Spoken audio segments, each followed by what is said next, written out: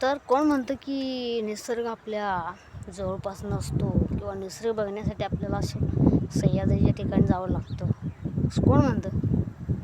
अहो, आपल्या जवळपाससुद्धा अशी भरपूर ठिकाणं आहेत ती निसर्गरम्य आहेत आणि पाहण्यासारखी आहेत. तर मी ज्या ठिकाणी आहे तिथे बघा, खूपच निसर्गरम्य असं दृश्य आपल्याला बघायला मिळेल. तर बघा,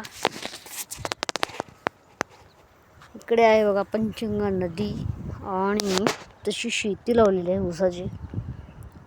किती सुंदर दृश्य आहे बघा. कोण म्हणतं की आपल्या जवळपास निसर्ग नाही आहे सुंदर? अहो, बघायला गेलं तर सगळं सुंदर दृश्य पाहायला मिळतं आपल्याला. तर तुम्ही पाहतच नाही, घरातून बाहेर पडतच नाही, तर बघायला मिळणार कसं तुम्हाला? अशा ठिकाणी आलात, जर रमलात, तरच इथला अनुभूती घ्यायला मिळणार निसर्गाची. तर बघा किती सुंदर सुंदर दृश्य आहे.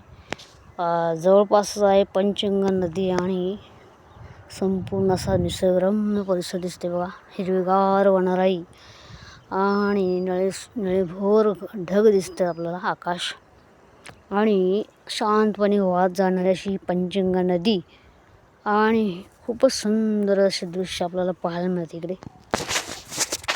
तर कशी वाटली ही आपली निसर्गरम्य जागा?